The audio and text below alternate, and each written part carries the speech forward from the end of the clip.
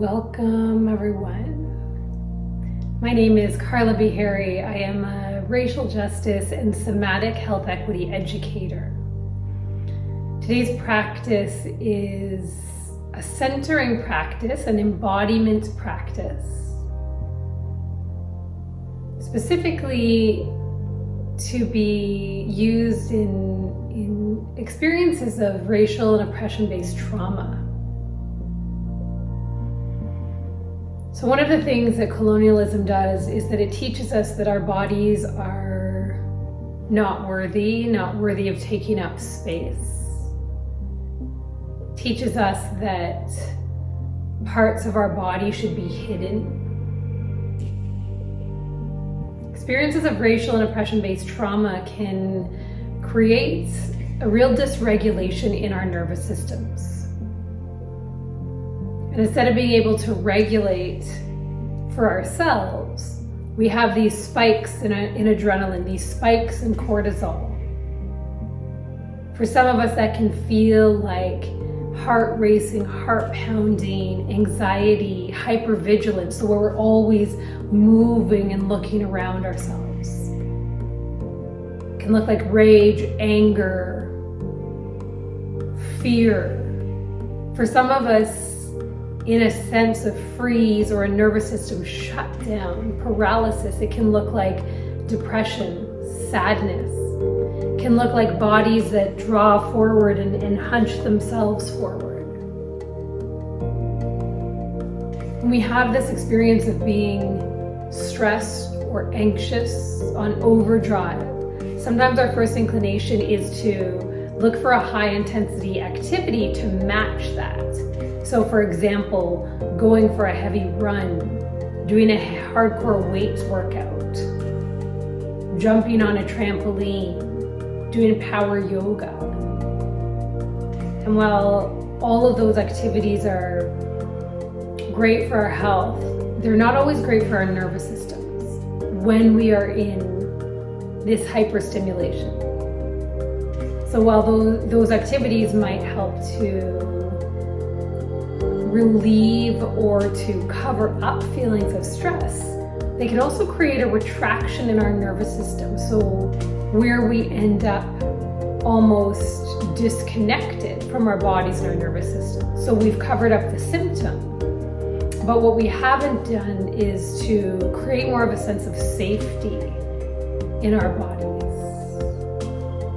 We haven't really tapped into that part of our nervous system and our body that tells us that we're safe, that tells us that we belong. So you're welcome to join into this practice if it feels in alignment for you today. And this is a centering style of practice. So I'm doing this practice standing, but you are welcome to choose to be seated or to choose to be lying down if that feels better for your body.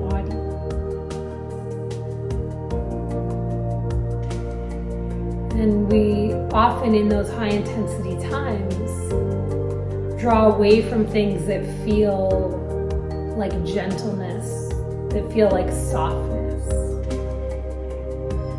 So this practice of centering, and you may notice that I've started to do a little bit of rocking side to side.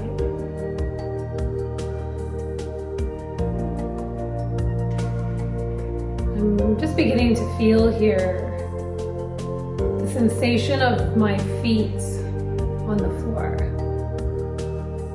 So maybe you're beginning to notice what it feels like to have pressure through your heels and your toes, your ankles.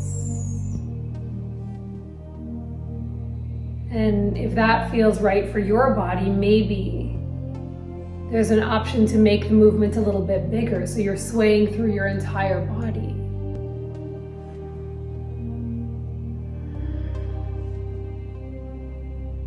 Remembering for ourselves that we are deeply connected to this land that we are on.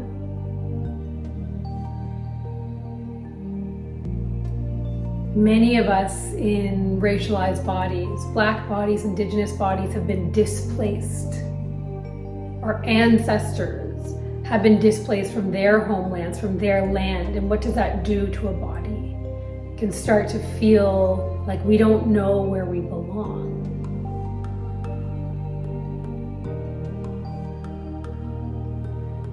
Maybe if this feels right to you, there's always opportunity or option to place your hands on your hips, and you're welcome to even start to create circles with your hips. Maybe you're winding your hips. So we're coming back to practices that are natural to our ancestors. Practices like drumming, like movement, like rhythm. These are natural regulating practices. Maybe you also feel called to do some swaying in your body. This can be at your own pace.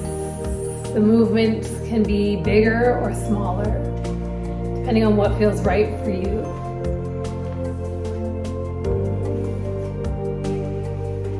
Part of our nervous system, the sympathetic nervous system, runs along the front of the spine. Often individuals who have a lot of chronic pain, a lot of back pain, a lot of pain that isn't relieved through things like stretching. That pain can be from an overactivation of our nervous systems. So how do we start to touch into these parts of our nervous systems? Swaying, movement, twisting.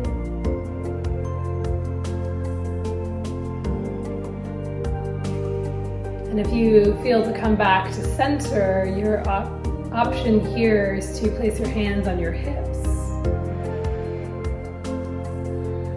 And maybe you start to scan your eyes to look over one of your shoulders. I invite you to keep your eyes open here and just start to notice what you see around you. So colors, shapes, shadows. And if it feels right for your body, maybe you're also creating an extension through your neck. There's different ways in our bodies we can tap into our nervous system and this movement through our spine. We can get into the vagus nerve through that movement, an extension through the neck, movement through our rib cage.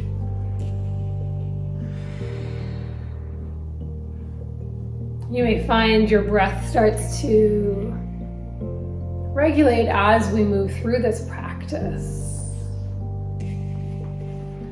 Maybe we start to roll out through some of our joints. There's an option here to begin to extend and clench, extend and clench. This movement can become bigger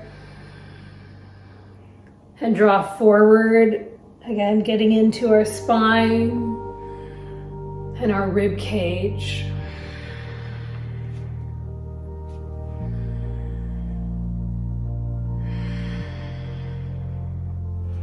I have my feet a little bit wider than hip width here.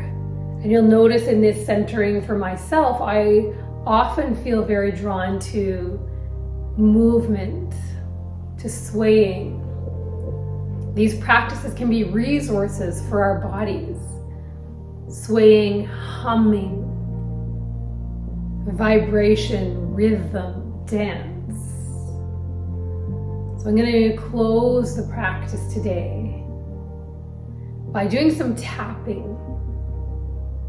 And this is a nice way to create vibration through our body and through our nervous system. So I'm going to start with flat palms. You're welcome to use palms. Maybe using gentle fists feels right for you. There's no right or wrong place to start this on your body. I'm starting over my organs, my reproductive organs. Maybe you start over a place that Feels like a place in your body that you have disconnected from. A place that you've created separation from if you've ever been told that this part of your body isn't worthy, doesn't live up to colonial or Eurocentric standards. Through my kidneys on the back here, I'm using my fists. And I'll come up to my chest. Maybe you draw your chin to the ceiling, opening and closing through your mouth. So doing this type of vibrational movement for at least 30 to 60 seconds can help to reset through our nervous system. And the option here to take one hand and start to tap on the opposite hand. I also like using this edge of my hand, the baby finger edge of my hand, and as you're working through your neck, this is a nice sensation through the back of the neck.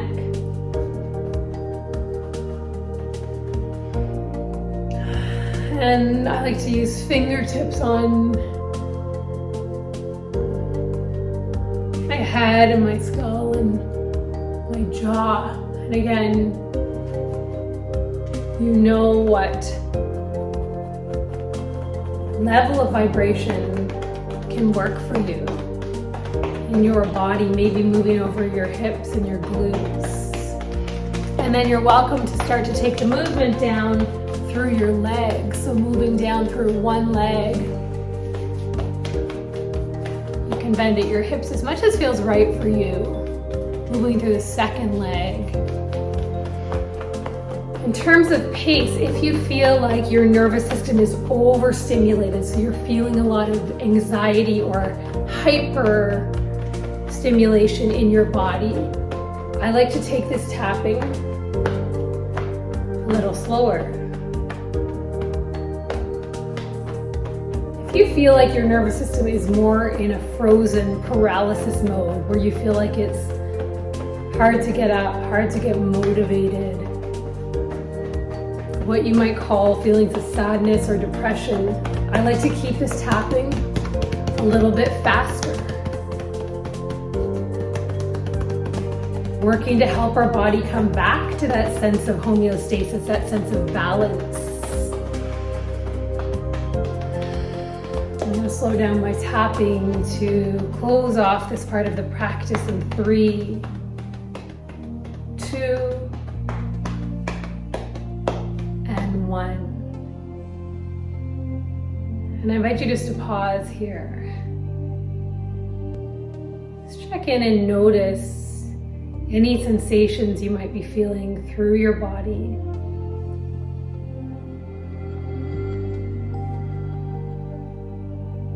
And maybe you feel called to place your hands somewhere on your body. And I like often making connection through my chest and heart, through my belly, often through my jaw.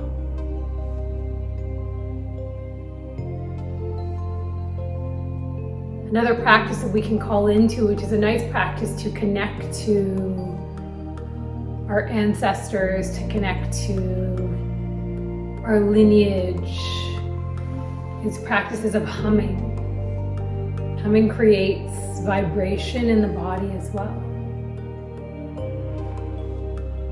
So we'll close today by taking a breath in together if you feel called. And maybe you're exhaling out, maybe you're choosing to hum to yourself here. So as you inhale in, exhale.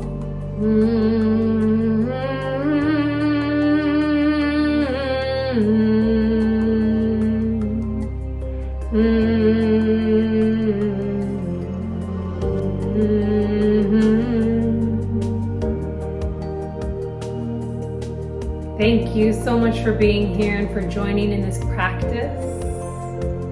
You can find me on Instagram at Carla B. Harry. carla.beharry. Please feel free to subscribe and to follow along, or follow my website at infiniteoceans.com for practices in embodied and somatic social justice.